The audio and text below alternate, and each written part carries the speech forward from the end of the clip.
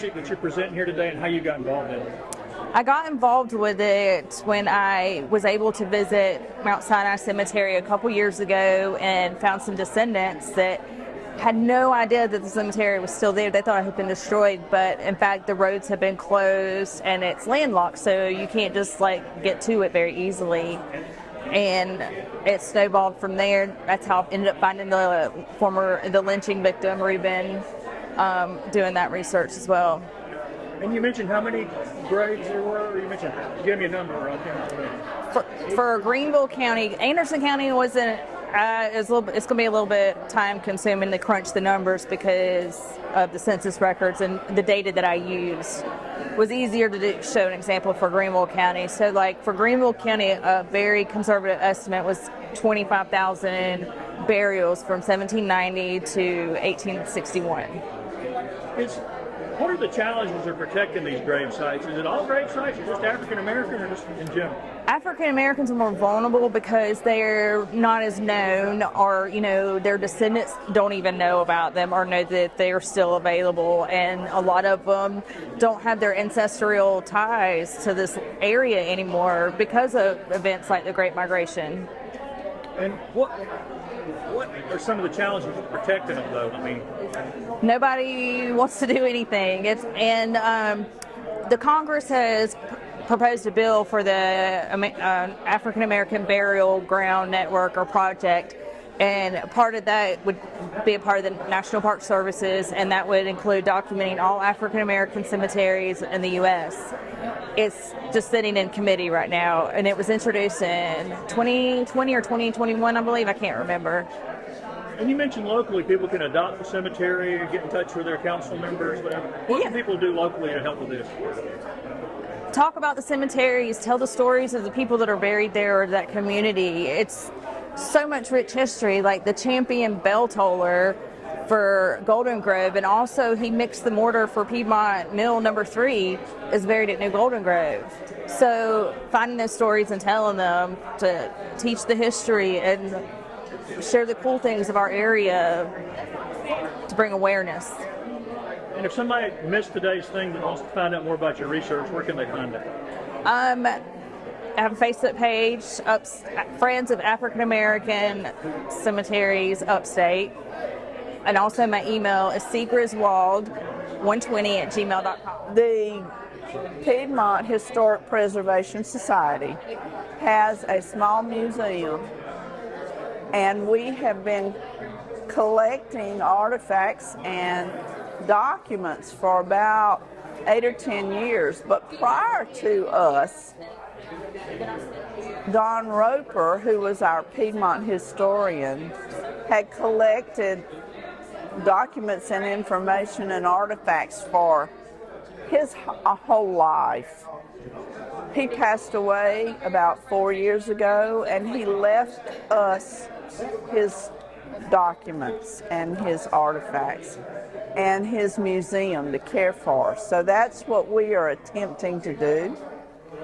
And every day we're open. People bring us new artifacts. Stuff. I did a story on it one time before, from the models of the town to all the other stuff. It is, and the room has gotten totally overgrown with all of the information and artifacts.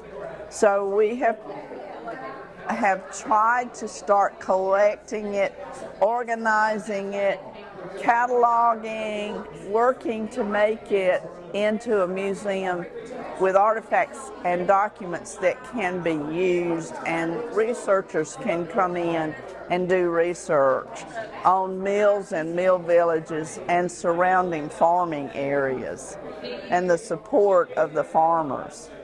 So that is our goal, to make it a kind of a house museum that we will have open to church groups, school groups, anyone who was interested in mill, textile history, and Piedmont history.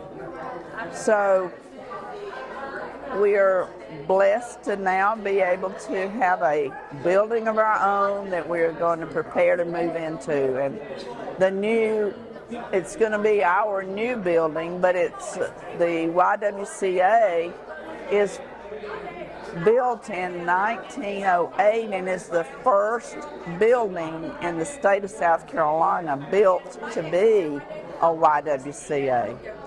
So we're excited to take that building back to what it looked like in 1908 and turn it into a building that everybody has access to again. And you said you hope to have the front part finished in time. Tell me about Christmas this year in Piedmont. Everybody in Piedmont has come together for Christmas this year, and we're all excited about what's going to happen for Christmas. We've always had a parade, and the Bono Mies Club has put the parade on for a number of years now. But the parade, we hope this year is going to be even better. And there's a group that has gotten together and purchased new lights to go up, Christmas lights to go up on the poles. So they're working to get that done as we speak.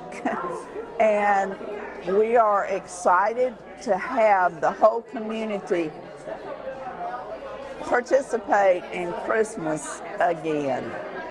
And we are hoping that we will have our new museum painted and the exterior ready, and so we can have the museum like it was in 1908, because we have a record of what they did for that museum, for that YW, for decorating. So we know exactly what kind of wreaths they were hanging on the outside windows, and we are ready and raring to get that done. And the parade will be a big thing. We're aiming for that the first weekend after Thanksgiving this year. I'm going to begin by telling you the background of the African American population and the white population in Greenville specifically. There's approximately 25,000 burials if you look at the data from 1790 to 1861. This would approximately take up 20.2 acres of land. Because I know that people talk about cemeteries wasting land. So in the grand scheme of things, 20.2 acres, even on a conservative number, is not that bad. So for Greenville, between 1790 and 1860, there's approximately 8,023 enslaved burials and 9,550 white burials. I did this calculation using Lynn Ranville, who's studied extensively African American cemeteries in Virginia. She used the 1850 and 1860 mortality census, counted up how many deaths there were for white and black, and then averaged those. And so Greenville would have an average of 91 black deaths a year. So that's how I got the numbers that I did. Between the years of 1861 and 1901, we can roughly guesstimate that there are approximately 32,000 burials. So knowing those numbers, let's look into mortuary material culture.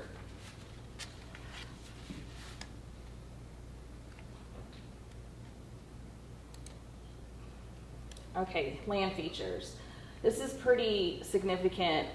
I'm still learning how to look at maps and figure out what I'm looking at. But on the left side of the screen is Mount Sinai AME Cemetery off Blossom Branch and Elrod Road. Interesting fact about this cemetery, Reuben Elrod, I believe, is buried here. He was lynched in Piedmont in 1903. Many of his family, his descendants, are all buried at this cemetery. But you can see that there's a square. You can see a well-defined area. In the bottom picture, you can see how it's up on a knoll. Typically, African American and formerly enslaved burials would be in a agriculturally unproductive area. On the left side of the screen, we have the Dean Johnson Cemetery that was just recently destroyed. However, it's also the new Mount Grove Baptist Church that was founded in 1888. You can also see the well-defined square with the tree lines similar to Mount Sinai. And you can also see the knoll.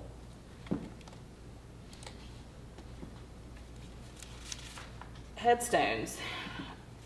The one on the farthest to the left, Mount Sinai, this would be a typical slave marker.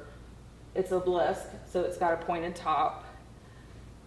You're not going to find names. You might find geometric shapes of such sort with their burial markers. The rest of the tombstones are from New Golden Grove Methodist. A ledger, which is the one in the middle, it's just a flat. Sometimes it'll have detailed information about who's buried there. Sometimes it won't. This one doesn't have any information. It just strictly is covering the burial area. You'll have the funeral cards. A lot of the newer ones now are sealed in a plastic case, so hopefully they'll last a lot longer than the metal one that had the paper, which is why you can't get any information from those. Then John Johnson, you have homemade concrete headstones. And then they can be as elaborate as Charity Little on the bottom, who died in 1897 with a nice marble stone. And the inscription's pretty long. That would have cost a lot of money during that time period, and the detail in the stone itself.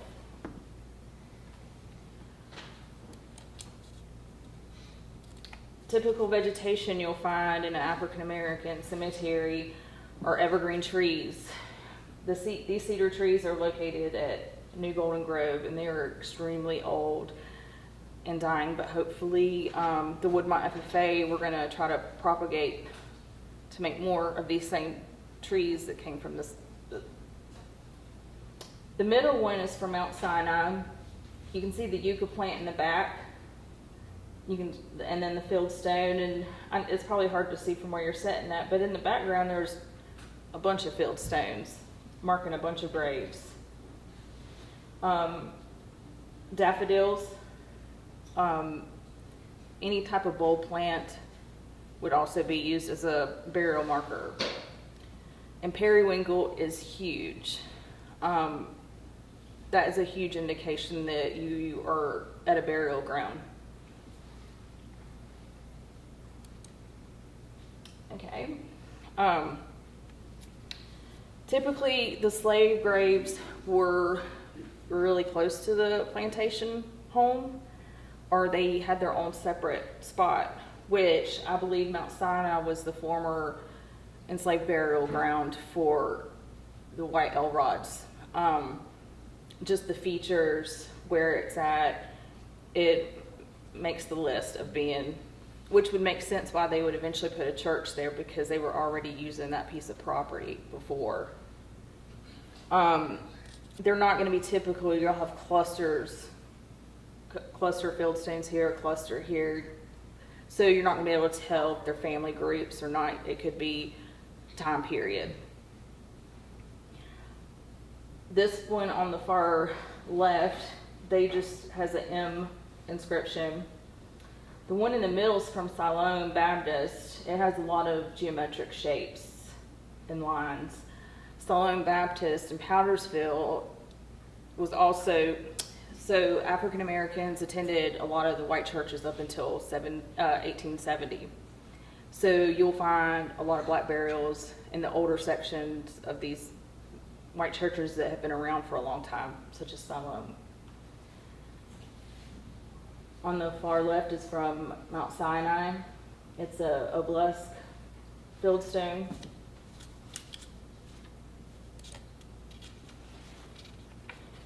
And It's at Blossom Branch in Elrod. It's on private property.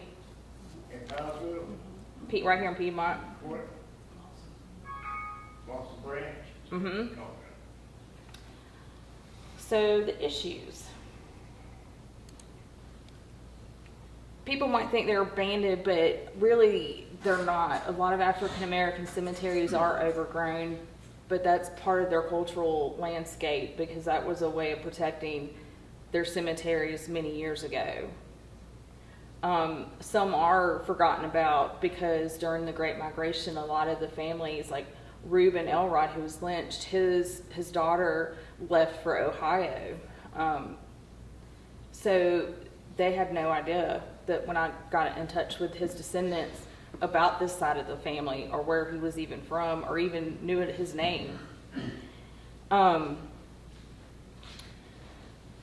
Property owners are reluctant to give you access. In the state of South Carolina, you have to write a letter, request an access, given a date, time, and they have 30 days to respond. If they do not, you have to petition the magistrate court, which is a very daunting process. And in my experience, the judge even wasn't familiar with the cemetery laws here and how they worked. I printed off the forms for him, for me to file, and then the form that he would use given the order to try to help, but it didn't. So, and also a huge thing, is probably hard to see.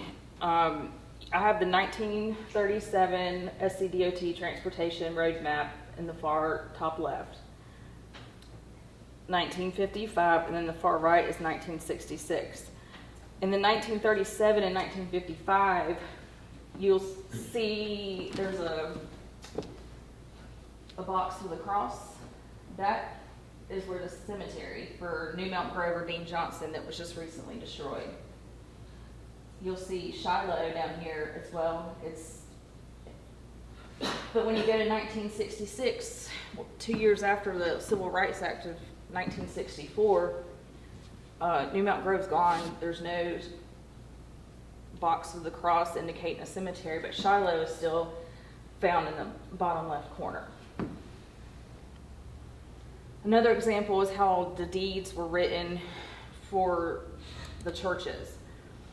So Reuben Elrod was one of the trustees for Mount Zini and Mount Sinai, and in it specifically states that if it's not used for a church, and it still doesn't mention it ever being a cemetery, it reverts back to the heirs.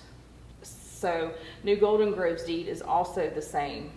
There was a deed for when it was founded in 1875, but then later, I guess when they had a change in trustees, another deed was made saying that they were still continuing to use the church, use this property for church purposes and school purposes only. So these are some of the ways that cemeteries are lost or forgotten or not known about. And then our government. South Carolina has laws protecting. It's against the law to desecrate a cemetery. We need our local governments to focus on creating ordinances for our area. With South Carolina having the home rule as far as land development goes, the ball is in the county's courts. So the county has the decision, has the power to enforce or create ordinances that would protect cemeteries in our area. And also, South Carolina has another interesting ordinance or law that a lot of people don't know about.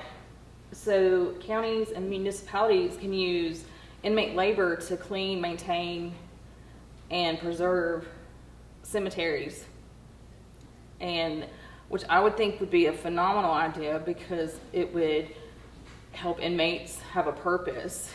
It would also give them a trade for when they were released from prison, which would help the community because there's a lot of headstones and a lot of cemeteries that need help with cleaning. And then developers, they've gotten away with it forever now, and South Carolina's kind of set a precedence that we're not going to do anything if you destroy a cemetery because we don't know what to do, but they do. They have the laws.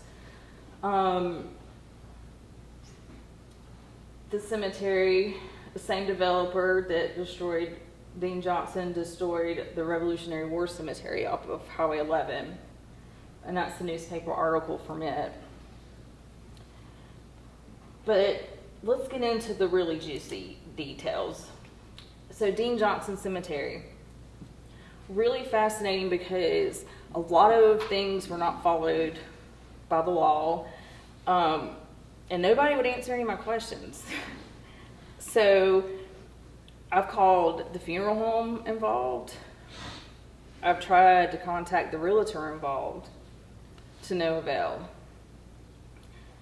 But she wasn't a number, as they indicate in the public notice in the newspaper using the TMS or TIM number, the tax map number. Her name is DeBertie Dean. If they just did a simple look, they would have seen that there was a DeBertie Dean buried there, the wife of John N. Dean, whom's buried at Fairfield. You'll notice the DEOC form, the next of kin has to sign for giving permission for disinterment. The realtor signed for it, not even the property owner. The property owner didn't even sign being next of kin, which is shocking because at that point I would think that at least the property owner would sign because they're the responsible person. But no, the realtor did. And then the funeral director that handled this all, he doesn't even put a date of reinterment. So was DeBertie in fact reinterred somewhere else? Like, I seriously don't know. I'm trying to find out, and I'll be sure to let y'all know what it is. It says a private cemetery and gives a cross street. When I used Anderson County GIS and looked it up, there was no sign of a cemetery, no little drive to park, nothing like we've seen with the other one where you can see a clear defined boundary. It's just a bunch of woods.